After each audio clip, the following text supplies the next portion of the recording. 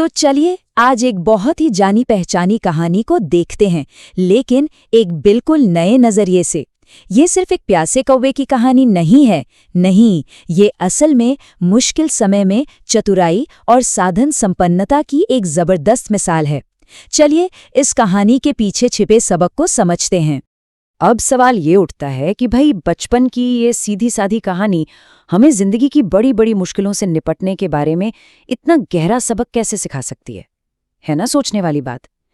तो हम इसे सिर्फ एक कहानी की तरह नहीं देखेंगे, नहीं, हम इसे देखेंगे एक केस स्टडी की तरह, संसाधनशीलता पर। चलिए शुरू करते हैं। सबसे पहले सेक्शन 1, एक गंभीर समस्या। यहाँ हम समझेंगे कि कहानी का हीरो कौन है और वो किस मुश्किल में फंसा है। जरा सोचिए, एक कौवा है, बहुत बहुत ज्यादा प्यासा है। शायद तपती गर्मी का दिन है और उसकी हालत बिल्कुल खराब है। वो एकदम हताश होकर हर जगह पानी ढूंढ रहा है। और ये कोई मामूली प्यास नहीं है, ये तो अब उसके लिए जिंदगी और मौत का सवाल बन चुका है। और फिर उसे एक उम्मीद की किरण दिखती है, एक घड़ा। लेकिन अरे नहीं, उसकी खुशी तो बस एक पल की थी।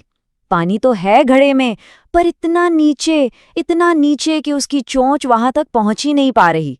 सोचिए, सॉल्यूशन ठीक आंखों के सामने है, पर पहुंच से मीलों दूर। और यहीं से कहानी का असली स्ट्रगल शुरू होता है। तो अब आता है हमारा सेक्शन 2, एक सरल समाधान। ये कहानी का वो मोड़ है जहां प्रॉब्लम को एक बिल्कुल अलग एंगल से देखा जाता है। देखिए, इस पॉइंट पर कौवा आसानी से हार मान सकता था, उड़ सकता था कहीं और, लेकिन नहीं, उसने ऐसा नहीं किया। उसने अपनी निराशा को साइड में रखा और एक्टिव होकर अपने आसपास के माहौल को देखना समझना शुरू किया।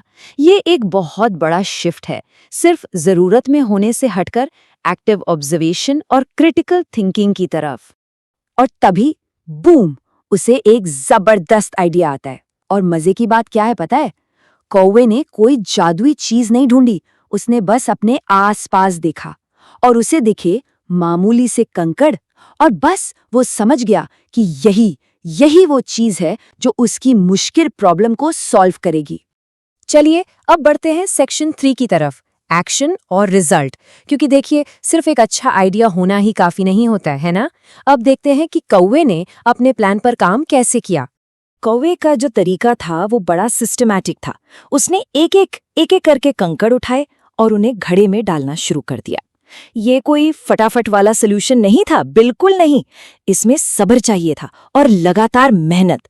और हर एक कंकड़ के साथ वो अपने गोल के थोड़ा और पास पहुंच रहा था। और फिर क्या था? फिजिक्स का एक सिंपल सा नियम काम कर गया। जैसे जैसे कंकड़ घड़े में जाते, पानी का लेवल ऊपर और ऊपर आता गया।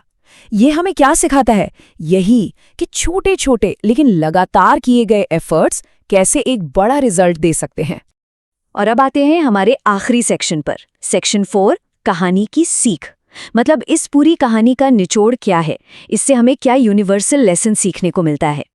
तो सबसे बड़ी बात कहानी का सार ये है, बुद्धिमानी से हर समस्या हल हो सकती है। और ये सिर्फ एक कहावत नहीं है, ये एक बहुत पावरफुल प्रिंसिपल है। ये हमें बताता है कि अगर हमारा नजरिया, हमारा एटीट्यूड सही हो तो कोई भी चैलेंज बहुत बड़ा नहीं होता। लेकिन एक मिनट, यहाँ बुद्धिमानी का मतलब क्या है? क्या ये किताबी ज्ञान है? नहीं, बिल्कुल नहीं। इस कहानी के हिसाब से बुद्धिमानी का मतलब है अपने आसपास जो भी चीजें हैं, जो भी रिसोर्सेज हैं, उनका क्रिएटिव तरीके से इस्तेमाल करके मुश्किलों से बाहर निकलने की काबिलियत। ये प्रैक्टिकल, रिसोर्सफुल सिंप्लिसिटी है। तो इस कहानी से मिलने वाले टेकअवेज क्या हैं? चलिए देखते हैं।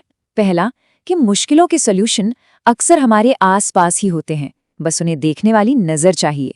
दूसरा, चीजों को गौर से देखना, उन्हें ऑब्जर्व करना, यहीं से नए आइडियाज आते हैं। तीसरा, सब्र और लगातार कोशिश करते रहना, इसी से नतीजे मिलते हैं। और आखिर में, अपने पास जो भी है उसका सही इस्तेमाल करना, यही तो असली स्मार्टनेस है।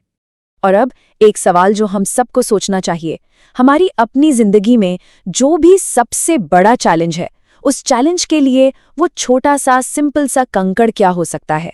वो कौन सी चीज है जिसे हम अब तक नजरअंदाज करते आ रहे हैं?